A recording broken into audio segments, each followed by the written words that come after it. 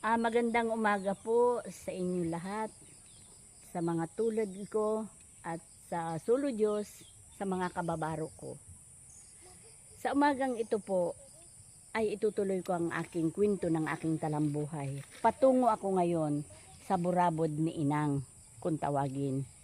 Dito nagsisimula ang kabtang ng aking buhay na kwento, nakasama ang mga inkantadores. Naririnig man po nila, maniwala man kayo sa hindi, sila'y kasabay ko ngayon, ang iba sasalubong sa akin, upang ako ay ma-entertain, maisagawa ko ang aking dapat gawin upang makilala ng madla at maisadula ko ang totoong nangyari sa aking buhay. Patungo kami sa Burabod na buhay, na kahit anong lakas ng init ay hindi po siya nahihibas. Kaya para sa akin, siya ay alaga ng solo Diyos. Una. Pangalawa, ang mga inkantadores na kaibigan ko. Paniwalaan man hindi, marahil sila ngayon ay nag-aabang na doon sa akin upang sila i-introduce ko ang naging kasaysayan ng ating buhay. Di po baga nakaka-interest subaybayan, sapagkat siguro ko, aywan ko po kung may tulad ko na ganito, na hindi ko po ikinahihiya at hindi ako natatakot isadula ang totoong naganap sa aking buhay, na nagkaroon ako ng kaugnayan sa mga inkantadores o kaya sabi sa mga inkanto. Kaya dito po sa bubo na ito, dito ko po pasisimulan ang naganap sa aking buhay. Simula nung bata pa ko, doon sa Bacolod, Human Festival, doon ako naglaki. Umalis ako doon, dalagita ako grade 4 na. Nakaupo po ako sa isang bato, napakalaking bato. Kung siya ay nandoon, papupuntahan ko siya para makita ninyo. Doon ako nakikipag-usap sa kanila at doon ako nakikipaglaro sa kanila dahil bata pa ako. Nakita ko po sila, ang mga kasuotan nila napakaganda. Kaya ngayon kabilugan ng buwan, invite ko po kayo, isusuot ko ang damit na gustong gusto nila na isuot ko. Kaya sabihin man nila, nawawala ako sa sarili ko. Hindi. Para sa akin, totoo ito na nangyari sa buhay ko. Nakita naman ninyo, sabi nila, anong gagawin mo dyan? Nakakatakot sa lugar na yan. Sapagkat lahat nga puno. Wala kahit isang tao. Pero sa pakiramdam ko po, mga bahay nila yan. May bahay sila yan. Tulad po niyan, oh. Ayan na lugar na yan. Sa tingin ko sila ay napakagandang bahay. Aywan ko po sa inyo kung ano ang pananaw ninyo dyan. Kaya mahal ko ang kagubatan. Para sa akin, napakahalaga nila sa akin. Ni maliit na puno na kahoy, halos ayaw kong putulin sapagkat para sa akin mahalaga yan. Pinagpaguran din nila yan. Kung tayo nagpapahalaga, ganun din sila. Sa tingin natin yan ay mga puno, pero may ibig sabihin po yan para sa akin.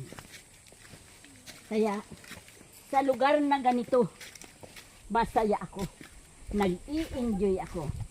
At bakit? Kapiling ko sila. Nawawala ang stress ko, nawawala ang mga problema ko. Kaya I love nature. Kaya ang Mother Earth, tuwang-tuwa ako. Ang ina ng kagubatan, alam ko napapakinggan niya ako ngayon. Ipinapakilala ko sila sa madla na mayroon nangangalaga ng kalikasan. Paniwalaan man ninyo sa hindi. Kaya, payo ko lamang sa mga naglalapas tangan, Sa mga nagsasalaula ng kagubatan, huwag. Dahil yan ay nilikha yan ng Diyos para sa mga tao na linikha niya. Pakinabangan natin at mahalin natin. Dahil yan tayo nabubuhay, hindi ba ka? Subukan mo daw. Tulad nito, walang kapuno-puno, tatagal ka kaya sa init? Di ba kaya hindi? Kaya pag ako nahihirapan, naiinitan, pupunta lamang ako sa isang puno. Tulad nito, ang wish ko sana noon, mapasa akin ang lugar na ito. Kaya lang hindi ako pinalad dahil mahirap lang ako. Hindi ko kaya bilihin ang presyo ng lupang ito. Pero siguro ko naman ay hindi ipagkakait ng tao dito sa lugar na ito. Tulad nito, ito daw po ay bantugan na lugar. Para sa akin, napakagandang lugar. Sabi nila, ito daw po ay napaka-delinquente na lugar. Para sa akin, yinayakap ko sila. Sapagkat nararamdaman ko na sila ay hindi kaaway, kung hindi sila ay kaibigan natin. Kaya bahala na po kayo kung ipaparamdam ninyo sa buong sanlibutan na kayo nga ay totoo o hindi. Dahil para sa akin, totoo po kayo. Magandang umaga po. Nandito na po tayo sa bubon, sa burabod ni Inang. Ito pong area na ito na ang pinagamasan ko. Kasi nakasangla po ito sa akin. Ngayon, sa madaling kwento, itinubos na. Dahil sabi ng mga anak ko, ay mahal daw po, napakalayo sa kalsada. Pero para sa akin, isang hakbang lang po ito. Hindi ko alam kung may tumutulong sa akin Tulungan mo si ate. o wala. Sabi mo, ate, okay lang po na maisama ka sa video.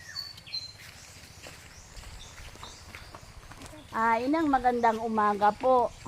Nandito po kami. Humihingi ako ng pahintulot sapagkat nagbablog itong anak ko. Ngayon ito po ang bubon na sinasabi ko sa inyo. Nasa pamamagitan nitong bubon na ito, dito po ako nagsimula. Itong tubig na ito, dito po ako nagsimula. Na naniniwala po ako na ito ay pag-aari ng Encantadores. Makita po ninyo siya. Ngayon lang po siya medyo nalabo at umulan yata kagabi. Pero pag hindi po umuulan, napakalinaw po yan. May alaga po dyan si Inang na isda. Itong bubo na ito, hindi po ito natutuyo kahit anong init. Ang plano ko nga sana nito, gagawan ko ng gruto doon sa itaas na bawat dumating sa akin na magpapagamot, bahala na si Inang. Pero Inang, kahit wala man ako rito, kasama ko ang pagmamahal mo. Kaya, itong lugar na ito, napakahalaga sa akin. Sapagkat ito ang lugar ng mga Encantadores na rinirespeto ko at minamahal ko. Lingid po sa kaalaman ninyo, bago ako nakarating dito, napakaraming pagsubok sa akin. Pero hindi po ako natinag o natikal man lamang. Dahil ang paniniwala ko, nandito si Inang na may-ari ng bubon, siya nagpundar nito, iingatan niya ako. Kaya Inang, maraming salamat po sa iyo. Dahil hindi sukat akalain makarating itong anak ko dito na vlogger. Siguro ko kagustuhan na ninyo na ipahayag ko sa karamihan na totoo kayo. Totoo ang mga Encantadores. Kaya ang sa totoo lang, minsan nasasaktan ako. Bakit? May naniniwala at mayroon hindi. Mayroon naglalapas tangan. Pero karamihan po naglalapas tangan. Hindi na sila naniniwala. Pero sinasaktan pa nila. Kaya minsan nagiging emotional ako. Hindi ko mapigil ang aking luha sapagkat naaawa ako sa kanila. Kaya sa puntong ito, maraming salamat, pinaunlakan mo ako. Nagkaroon ng magandang panahon sa pagdalaw ko sa iyo. Kaya Inang, maraming salamat po. At papunta naman kami doon sa taas po. May kubo ako doon sa taas. Walang pinto, Pero masaya kami na kahit ang mga bata ay nagiging pasaway dahil ang kasabihan nga, kasi bata. Kaya nakita naman po ninyo ang pagsisikap ko na maipahayag ko kung anong kalooban ng mga encantadores. Dahil hindi sila pinaniniwalaan sapagkat ang sabi nila ay hindi totoo. Pero nasa Bible yan. Marami palinikha ang sulo Diyos na hindi nakikita. Pero mapalad ang tao na naniniwala sa hindi nakikita. Kasi nararamdaman ta.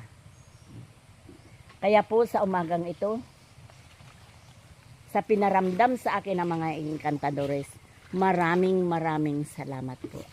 At patungo naman po tayo doon sa Kubo. Ipapakita ko po sa inyo ang kagandahan ng kalikasan.